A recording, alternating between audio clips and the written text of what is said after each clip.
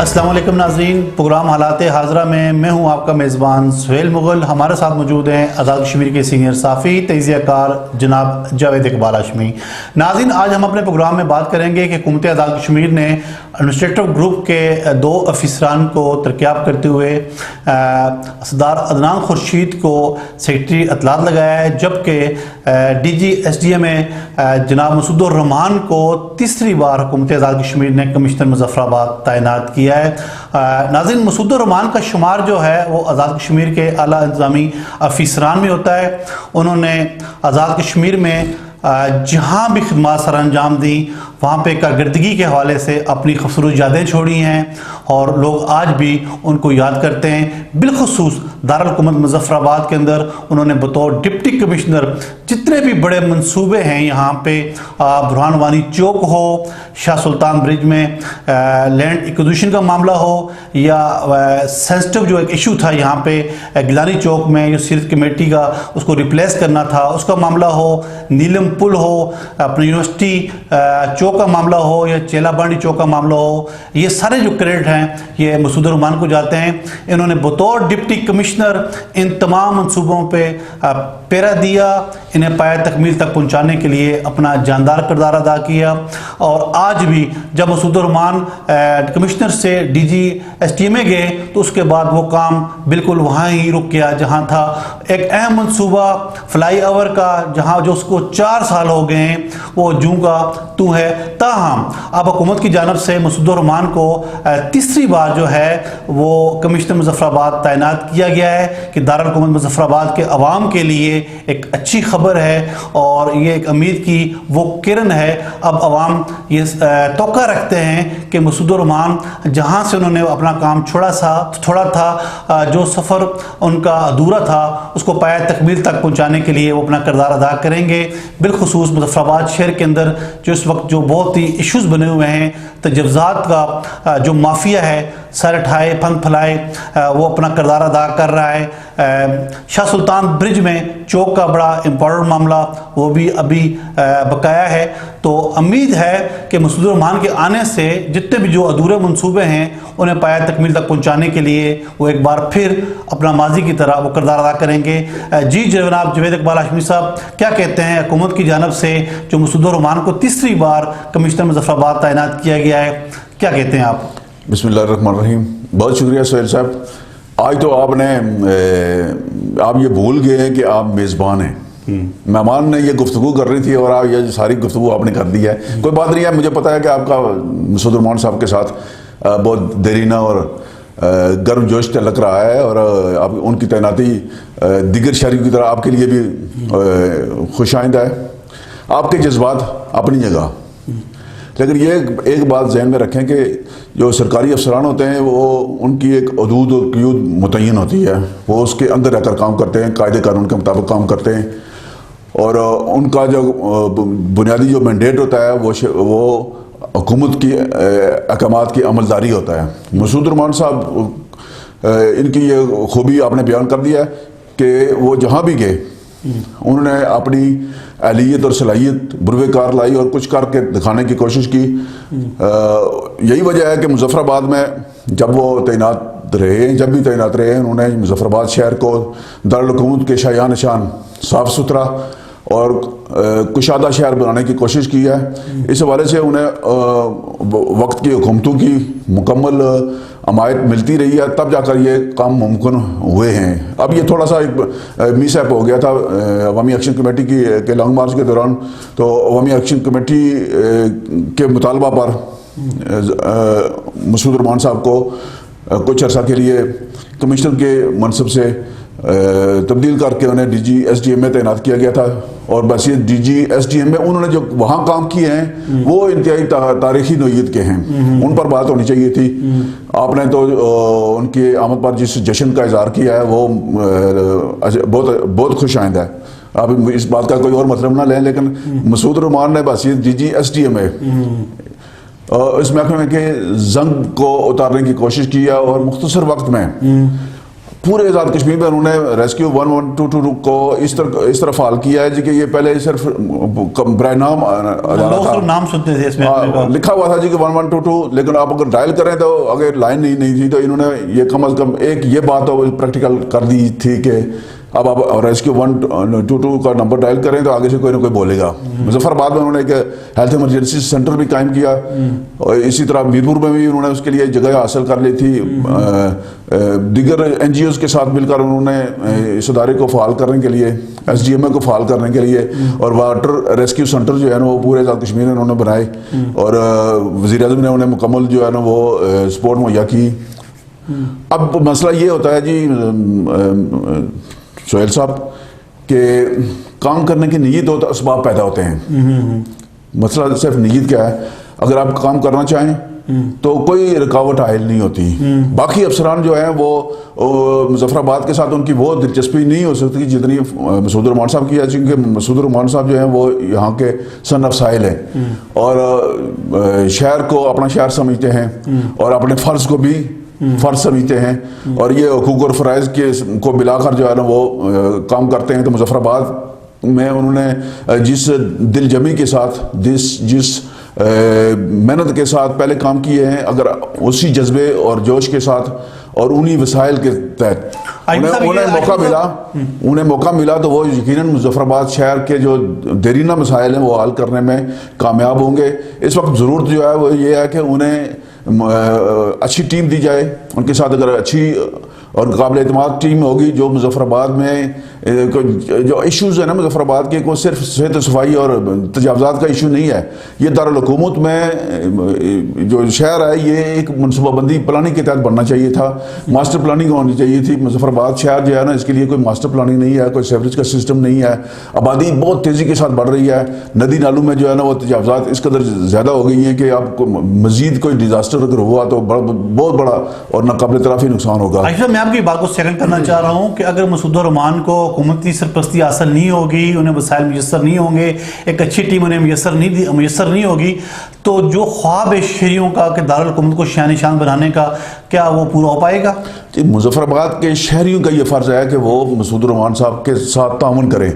जब मसूद रहमान साहब कोई काम करने की इब्तिदा करेंगे तो मुतलका अदारे और हुकूमत जो है वो उनको मुतलका सपोर्ट और वसाइल मुहैया करने पर मजबूर होगी। अब जबकि उन्हें कमिश्नर के ओहदे पर दोबारा तीसरी बार यहाँ तैनात किया गया है तो इसके पसे पर्दा जो ख्वाहिश है वज़ीर आज़म की, वो मुजफ्फराबाद में अपने जो तरक्याती विजन है उसको अमली शक्ल देना चाहते हैं। उसके लिए उन्हें एक अच्छे एडमिनिस्ट्रेटर ऑफिसर की ज़रूरत थी। इनसे पहले जो कमिश्नर तैनात हैं जिन्हें अभी तरक्याब किया गया है वो तकरीबन 6 माह से ज़्यादा अर्सा यहाँ तैनात रहे हैं। तो इस 6 माह के अरसे के दौरान उन्होंने अपनी बसात के मुताबिक कोशिश की होगी, लेकिन ज़मीन पर हमें कोई ऐसी चीज़ नज़र नहीं आई कि इंतज़ामिया ने कोई या कमिश्नर साहब ने कोई मुजफ्फराबाद के शहरियों के लिए कोई अमली कदम उठाने की कोशिश की। अच्छा ये बताइएगा हाशमी साहब, आप क्या समझते हैं कि जो जिस नीयत के साथ हुकूमत ने मसूद रहमान को यहाँ पे कमिश्नर तैनात किया है, क्या मसूद रहमान मौजूदा सिनेरियो में, मौजूदा हालात में वो टारगेट अचीव करने में कामयाब हो पाएंगे? मैं पहले इस बार गुजारिश कर चुका हूँ सोहेल साहब के मसूद रहमान साहब अकेले कुछ नहीं कर सकते और एक फर्द जो है ना वो टीम कैप्टन के तौर पर काम करेंगे। उनकी टीम में अगर अच्छे लोग मौजूद होंगे, इंतजामिया के अच्छे लोग मौजूद होंगे, पुलिस के अच्छे लोग मौजूद होंगे, मसूद रहमान साहब की खूबी यह है कि ये सब अदारों में को मुतरक कर देते हैं और सबको साथ लेकर चलते हैं, खुद हर जगह पहुंच जाते हैं। तो मुझे 100% ये यकीन है कि मसूद रहमान साहब जो है वो मुजफ्फराबाद शहर में बहुत सारी तब्दीलियाँ लाने में कामयाब होंगे और मुजफ्फराबाद के शहरियों के लिए भी ये मौका है कि इसके बाद मसूद रहमान साहब ने कभी कमिश्नर तैनात नहीं होना है, क्योंकि इन्होंने आगे जाना है और ये आखिरी मौका है मुजफ्फराबाद शहर के जो बुनियादी मसाइल हैं, बुनियादी मामलात हैं, उनको हल करने के लिए मुजफ्फराबाद के जो सन ऑफ साहिल हैं मसूद रहमान उनके साथ ताउन करें और बिला जवाज़ तनकीद के बजाय बहुत सारी चीज़ें जो उनको अना का मसला बनाए बगैर इस तैनाती को दिली तौर पर कबूल करें और तावन का खुले दिल से ऐलान करें कि शहर के मुफाद में ये बात है, मुजफ्फराबाद के शहर के मसाइल हल होंगे तो मुजफ्फराबाद के शहरियों को फ़ायदा होगा। बिल्कुल ठीक है आजमी साहब के मसूदुर रहमान उस वक्त तक अपना टारगेट अचीव नहीं कर पाएंगे जब तक शहरी जो है, जो हमारी सिविल सोसाइटी है, वो मसूदुर रहमान की पुष्ट पे खड़े नहीं होंगे। ये बताइएगा आजमी साहब, सरदार अदनान खुर्शीद वो भी एक बासलाहियत इंतजामी अफीसर हैं, उनको तरक्याब करके SIT इतलात तैनात कर दिया गया है। कैसा तालमेल रहेगा साफियों, मीडिया और हुकूमत के दरमियान? ये कैसा ब्रिज का किरदार अदा कर पाएंगे? देखिए, ये दो अलग अलग मामलात हैं। एक सरदार अदनान खुर्शीद साहब की शख्सियत और उनका तरीक़ाकार है, और दूसरा हुकूमत आज़ाद कश्मीर के और मीडिया के जो तल्लुकात हैं उनका मामला है। इस वक्त जो है वो पिछले तकरीबन 1.5 साल से या 2 साल से सेक्रेटरी इत्तलात के ओहदे पर का इजाफी चार्ज जो है वो अंसर याकूब साहब के पास था। तो अंसर याकूब साहब जो है वो इजाफी चार्ज की वजह से महकमा इत्तलात का बोझ तो उन्होंने उठाया, लेकिन वो अगर उन्होंने तलकात बेहतर नहीं बनाए थे, उन्होंने जो मौजूद थे उनको ख़राब भी नहीं होने दिया। वो स्टेटस को के कायल थे और स्टेटस को उन्होंने कायम रखा। महकमा इत्तलात जो है वो हुकूमत आज़ाद कश्मीर का असल चेहरा होता है, जो हुकूमत की कारकर्दगी, उसके इक़दामात और हुकूमती पॉलिसियों की तशहीर और गुड गवर्नेंस और ताबीर तरक्की के असरात जो है वो आवाम तक पहुँचाता है। और महकमा इत्तलात में माहिर जो तलकात अमा के जो लोग होते हैं या जो टेक्नोलॉजी को समझने वाले होते हैं, उनको उनकी ज़रूरत है। सेक्रेटरी जो है ना, वो सेक्रेटरी इत्तलात का काम जो है ना वो सिर्फ निगरानी और मॉनिटरिंग है, वो प्रिंसिपल अकाउंटिंग अफसर होते हैं। अदनान खुर्शीद साहब का ख़ानदानी पस मंज़र बहुत शानदार है। इनके वालिद मोहतरम सरदार खुर्शीद साहब आज़ाद कश्मीर की सिविल सर्विस के बेहतरीन अफिसर रहे हैं। इनका ख़ानदान भी जो है ना वो सरदार इब्राहिम खान साहब और खालिद इब्राहिम साहब के ख़ानदान से इनका तल्लुक़ है। तो ख़ानदानी पस मंज़र को मद्देनज़र रखते हुए इनकी जो बाज़ खूबियाँ हैं वो बाकी दीगर लोगों से अलग हैं। लेकिन यहाँ जिस ओहदे पर इनको तैनात किया गया है सेक्रेटरी इत्तलात, तो ये इंतहाई असास और ज़िम्मेदार सीट है। ये एक चैलेंज है, वैसे ये एक चैलेंज नहीं है, बहुत बड़ा चैलेंज है। इस वक्त हुकूमत आज़ाद कश्मीर को तलकात आमा बेहतर करने की ज़रूरत है। हुकूमत बहुत सारी चीज़ों की दावे कर रही है। बहुत बड़े वज़ीर आज़म साहब जो है ना वो जो उनके दावे हैं वो उनको अवाम तक पहुँचाना महकमा इत्तलात की जिम्मेदारी है। अब महकमा इत्तलात किस तरह ये काम कर सकता है कि उसको अच्छी टीम चाहिए, टेक्नोलॉजी चाहिए, और अगर यहाँ कोई थोड़ी सी बेहतियाती हो जाए, क्योंकि इस वक्त जो है ना मीडिया के साथ हुकूमत के तल्लुकात मसाली नहीं हैं। बाज़ अखबारात के इश्तराक बंद है और बाज़ सहाफ़ियों को सरकारी तौर पर पसंद नहीं किया जाता। उनकी गैर जनमदार जो राय होती है उस पर जो हुकूमत को जो मसला होता है, मौजूदा हुकूमत को भी ये मसला है। तो अदनान खुर्शीद साहब जो इनकी मुतवाज़न शख्सियत है, अगर उसको थोड़ा सा डिसिप्लिन में लाएं तो मीडिया और हुकूमत के दरमियान ये तल्लुकात बेहतरीन उस्तवार कर सकते हैं। इनकी ये तालीम याफ्ता होने के साथ साथ जो है इंतज़ामी तजर्बा भी है, ख़ानदानी पस मंज़र भी है, और वज़ीर आज़म साहब ने इन पर एतमाद भी किया है। तो ये सारी चीज़ें अगर इकट्ठी की जाएँ तो इससे बेहतरी की तवक्को रखनी चाहिए। और हमें तो उम्मीद है कि अदनान खुर्शीद साहब जो हैं ये हुकूमत और मीडिया के दरमियान तल्लुकात बेहतर और मुस्तहकम करने में अपना किरदार अदा कर सकेंगे। अच्छा, ये बताइएगा आजमी साहब, आगे बढ़ते हैं कि दारुल हुकूमत मुज़फ़्फ़राबाद की एक तवाना सियासी आवाज़, जिसने हमेशा मुज़फ़्फ़राबाद के हकूक़ के लिए बिला तख़सीस मसलत से बालातर होकर आवाज़ बुलंद की। गुज़िश्ता दिनों ज़ैद मीन एडवोकेट को एहतसाब ब्यूरो ने गिरफ़्तार कर लिया, और ये मौक़िफ़ सामने आया है कि एक ज़ेरे कार तफ्तीश में वो अदम तावन का मुज़ाहरा कर रहे थे, इसके बायस उन्हें गिरफ़्तार किया गया। उनकी गिरफ़्तारी के पीछे क्या बुराकात हो सकते हैं? कोई सियासी पस मंज़र है या वाकई कानूनी तकाज़े पूरे किए गए हैं? सर जी, इसके भी दो पहलू हैं। ज़ैद अमीन साहब जो है मुज़फ़्फ़राबाद का इंतहाई मुतर्रक और मैं कह सकता हूँ कि बावकार चेहरा है। मुज़फ़्फ़राबाद के हकूक़ के लिए जितनी आवाज़, जितनी मेहनत, जितनी कोशिश ज़ैद अमीन साहब ने की है, शायद ही किसी ने की हो। ये हमेशा सरगर्म रहे हैं। आपको याद होगा, अगर माजी में जाएँ तो एक यूथ ग्रुप इन्होंने तश्कील दिया था, जिसके ज़रिए ये सियासी मंजर पर जो है ना नुमायाँ हुए थे। इस यूथ ग्रुप के जो टीम थी वो अभी तक और साथ लेकर चल रहे हैं, और मुज़फ़्फ़राबाद के लिए इनकी खिदमात बहुत ज़्यादा हैं। ये जो तरक्याती अदारा है इसके ये चेयरमैन रहे हैं और बल्दिया के भी रहे हैं, बल्दिया के भी जल्जले के बाद। तो ये तरक्याती अदारे में बैठकर इन्होंने जो काम किए हुए हैं उसमें कमी कोताही हो सकती है, लेकिन ऐसा नहीं है कि जाहिद अमीन साहब को आप हुकूमत पर तनकीद की वजह से जो है ना वो इंतकाब का निशाना बनाएं। पिछले 7-8 माह से वो मुसलसल मुजफ्फराबाद के शहर के साथ, मुजफ्फराबाद के शहरी हल्का इंतखाब के साथ होने वाली जो हुकूमती इंतकामी कार्रवाइयाँ हैं मुबैना तौर पर, उनके वाले से जाहिद अमीन साहब सख्त तनकीद कर रहे थे और मुसलसल तनकीद कर रहे थे। आपको पता है कि उनका अपना एक मुनफरिद अंदाज है, वो अपने हाथ से लेकर इश्तिहार भी और पोस्टर भी ये सोशल मीडिया पर वायरल कर रहे थे। ये बिजली के बिलाद के बाइकाट मुहिम में भी अपना बिल वो सबके सामने जाकर जलाते थे।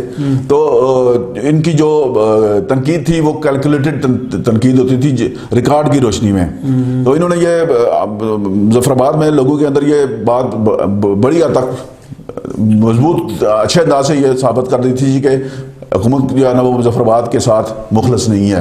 मुजफ्फराबाद को बहुत सारे मामलों में नज़रअंदाज किया जा रहा है और इसमें बड़ी हद तक सदाकत भी है। कोई इसमें कोई मुबालगा राय नहीं है कि मौजूदा हुकूमत का मुजफ्फराबाद के साथ रवैया दुरुस्त नहीं है। और जाहिद अमीन साहब का मैं समझता हूँ कि जुर्म भी यही नजर आता है जी कि उन्होंने हुकूक मुजफ्फराबाद की बात की है। ये बात करने की जिम्मेदारी आजकल ख्वाजा फारूक साहब की थी, चूँकि हुकूक मुजफ्फराबाद के सबसे बड़े अलमबरदार वही हैं, लेकिन चूँकि वो बसरत का शिकार हो चुके हैं और अपोजिशन लीडर हैं, लेकिन वो सरकारी अपोजिशन लीडर हैं, वो हुकूमत पर कोई उस तरह की तनकीद नहीं कर रहे हैं। जो मेंबर असम्बली अपने हल्का इंतखाब के अवाम के हकूक़ की बात ना करे, जो हकूक़ का तफज़ ना कर सके, मसलत का शिकार हो जाए, तो फिर जाहिद अमीन जैसे लोगों को बात करना पड़ती है। और फिर जाहिद अमीन साहब ने जो बात की है वो ख्वाजा फारूक साहब को भी ज़रा अच्छी नहीं लगी होगी, बाकी लोगों को भी अच्छी नहीं लगी होगी। और हुकूमत तो इसके मौके की तलाश में थी कि जाहिद अमीन साहब की जो है ना वो ज़ुबानबंदी की जाए।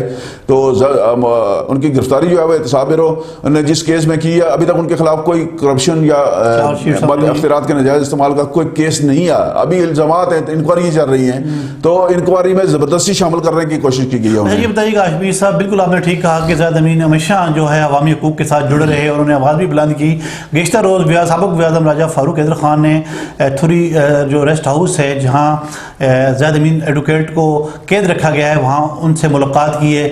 मुलाकात की कोई इत्तलात हैं आपके पास? देखिए, सिर्फ फारूक हैदर साहब नहीं और भी बहुत सारे लोग गए हैं, लेकिन लोगों के जो तवक्को थी कि फारूक हैदर साहब वहाँ जाकर जाहिद अमीन साहब के साथ मुलाकात के बाद जो है ना वो मीडिया टॉक करेंगे, कोई प्रेस कॉन्फ्रेंस करेंगे, मुस्लिम लीग नून जो है वो कोई अपना रद्द-ए-अमल कलाए-अमल देगी। लेकिन अभी तक सवाए तारक फारूक साहब के किसी ने जाहिद अमीन साहब की गिरफ्तारी के हवाले से मीडिया में कोई बयान नहीं दिया।